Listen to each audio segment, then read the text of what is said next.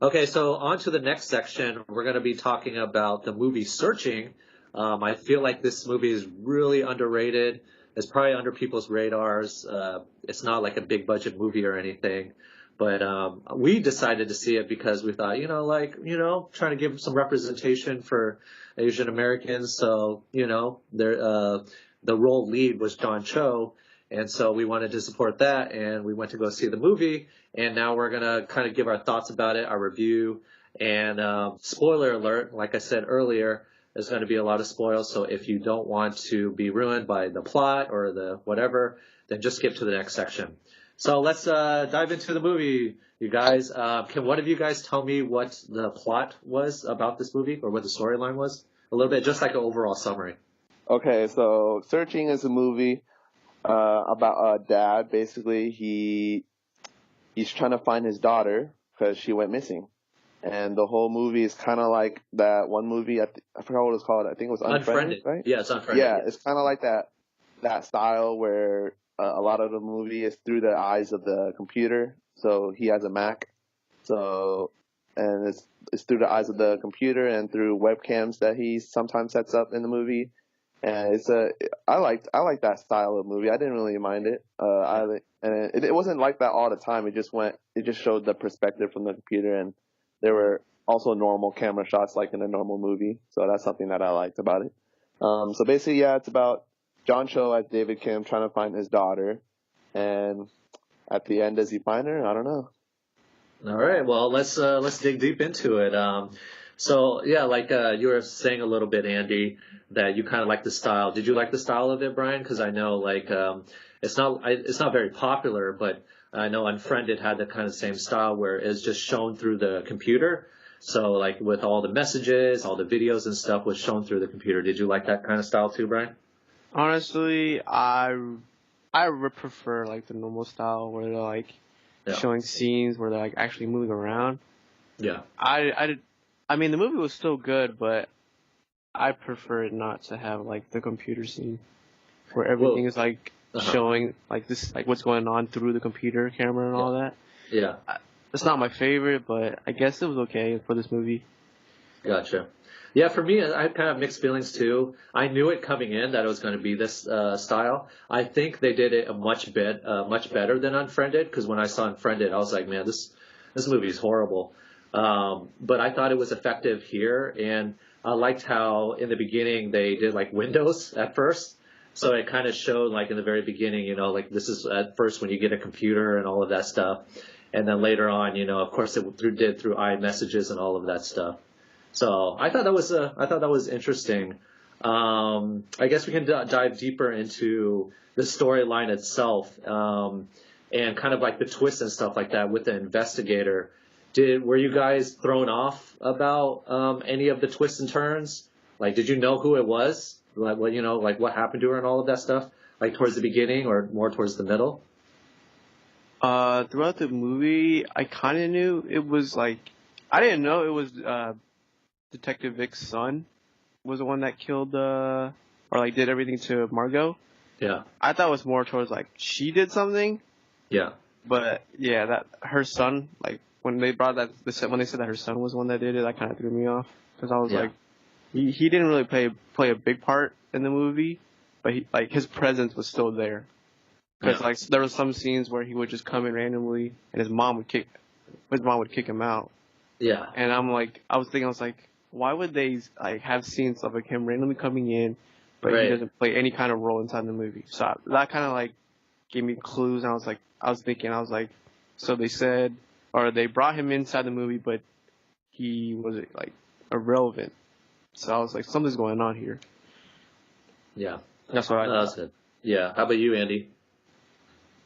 I'm sorry, what was the question again?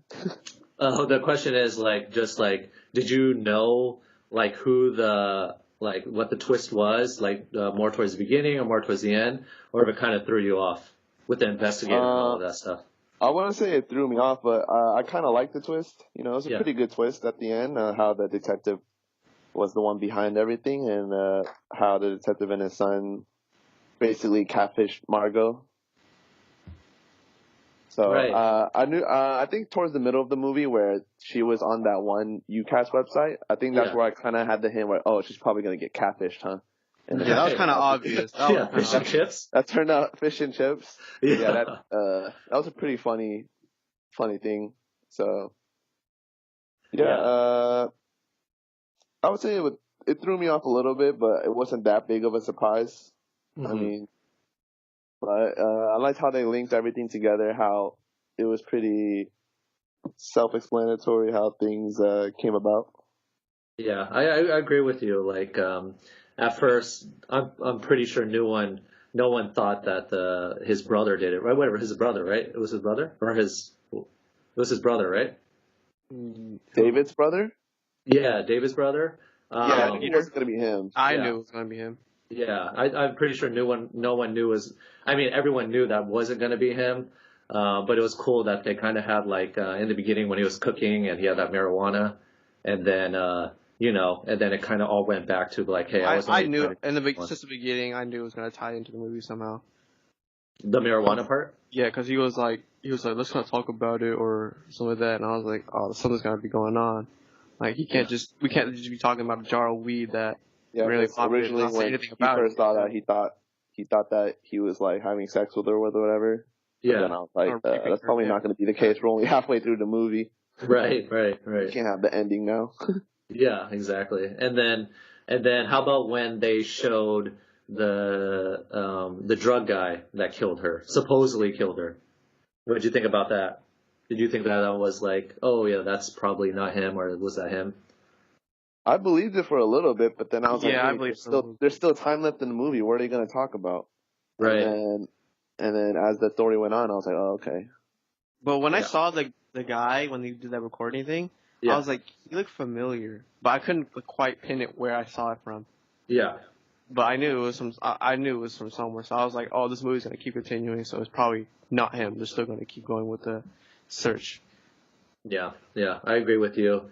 How about I'm trying to remember.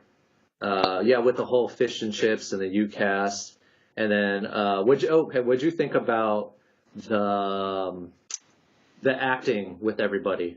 Who do you think was the strongest actor? Of course, the main character, David Kim, John Cho. Yeah, John Cho. He played it really well when he was trying to find his kid. He was like, he showed like different emotions, like happiness in the beginning, and then like anger when he was trying to like ask Margot's friends, where when was the last time they saw her. Yeah. So the anger and like sadness, I thought he played it pretty well Yeah. with mixing all those emotions in the acting scene.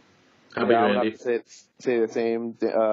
John Cho did a pretty good job as portraying the father who's trying to look for his daughter, Yeah. displaying emotions as if because he's a father in real life Yeah.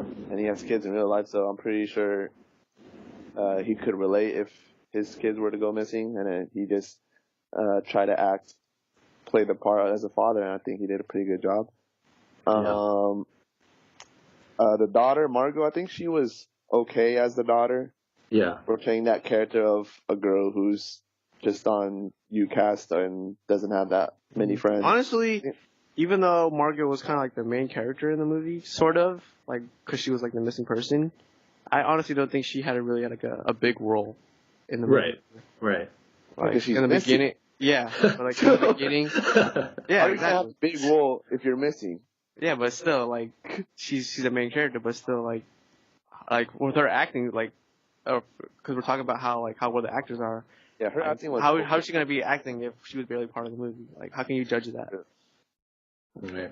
How about the investigator? I thought her role was pretty good. She played a pretty good role of playing a detective, trying to help out find the daughter, Margot. Mm-hmm. Thought she was okay. Yeah. Because throughout Yeah. the movie, she didn't really give off that villainous vibe. Right. So it was if she did, then people would have maybe figured out the twist at the end. It's true. You know what? One thing that caught me now that I look back at it, when she was telling the story about how like her son made up a story about selling cookies or something. Remember that part? Yeah. Yeah. Yeah, and then she. Not cooking. Yeah. No. It was about a No, it was real because he went door to door to his neighbors, collecting money for the A pretend charity. or whatever. A pretend Yeah, and pretend it was a charity, real yeah. charity. No, I thought it was pretend. I think it was No, pretend. because I she don't did know. that. She did that thing in the newspaper. Remember? I can't remember because remember when he said, so what did you do to him afterwards? And she said, I went with the money, story. didn't she? Yeah, or I went or she kept the kept money. the money. Because it was like a real. It was like a real. It was a real thing, but he just kept the money to himself, and he didn't ask like his mom. His mom didn't know about it. He was just collecting money. Because like when they showed the newspaper with when they linked the sex offender to her, remember? She was a Yeah. part of that thing. I forgot what it was called, but she was doing a thing. Remember? It was like a fundraiser, like a construction thing. I don't remember what it was. I have to look in more into that. You might be right though, but I guess what I was referring to was she stuck up for her son no matter what, even though it was wrong. So that kind of gave me an idea of just like, okay, so she's probably going to do something to her son. Now that I look back at it, it's just like, yeah, she was protecting her, Even son no matter what. though she protected him, he still went to jail. So Right, didn't really do much. right, exactly. I mean, she kind of just made the situation worse. Exactly. But it makes sense in the end. Mm-hmm. What do you guys think of the kids? And did you think that was like in real life, like where people were, saying like, oh, I don't know who she is, I don't know where she is, and then when she was missing or when she was dead, and they're like, oh, we love her, blah blah blah, started posting videos. And all that I feel like that's very true. Like I feel like that's pretty true. That's very true. Like social media today, people are like super fake. Yeah. So like they'll say one thing, but when something happens, they'll like switch up real quick. Yeah. And throughout the movie, she was portrayed as someone who didn't have a lot of friends. But then when it was known to the public that she went missing, everyone in her high school was like, "Oh, we miss you. Yeah, you were our best friend." Share like their stories with her. But then when you go to the scenes when she was studying with her friend or whatever, her friend was just her supposed friend was just like, "Oh, I just want to get a good grade in this class and trying to get into this college." Don't really hang out or anything. Didn't really view her as a friend. Yeah. People are extremely fake nowadays to get the fame they want. Yeah, that's unfortunate, and I'm glad like the movie kind of portrayed that, to show that a lot of people are fake. They just want to see the views and the likes and stuff, and it's just like, man, there's like a lot of kids like that, or just it was cool that I'm glad that they got to actually show that, How about when like I thought a cool little thing was when they got to show him like typing stuff. And then he would delete it like right away. Like he wouldn't send that as a message. What do you guys think? Do you think that's kind of real to life as well? To me, not really. Like if I type something really long, like it's either like I'm not gonna erase it and then forget about it. Like that took time to write. Like if I write something really long, I think about it. If I do want to send it, then I'll type it. But if I don't want to send it, then I'll just think about it in my head. I'm not gonna type it out and then delete it all. Well, that was just like one or two parts in the movie, right? So I thought that was a pretty something that people could relate to, even if we ourselves can't relate to them. I could see that's something that people do. Yeah. Typing up a message and then thinking twice about it and deleting it. Yeah, I relate to it because I do that all the time. I just like write this message and it's like, doesn't sound right, and I just delete all of it, and then I'll just like start over again. So. Yeah, for sure.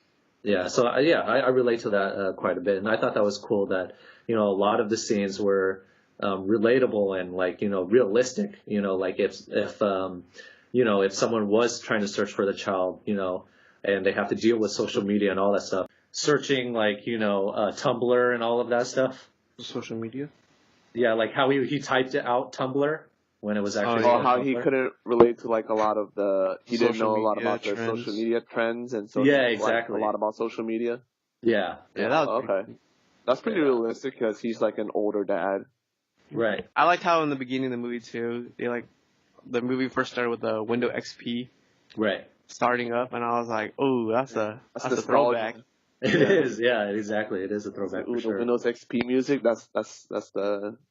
That's like listening to the Game Boy or GameCube startup. Yeah. Yeah. And remember when he said, "Who is Venmo?" Oh yeah, that was fun. Who's Venmo? Yeah.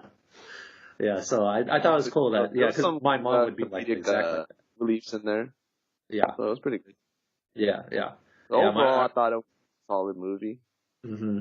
Something that I would recommend people to see. What would you rate it from 1 to 10? Like 10 being the best movie I ever saw. Yeah.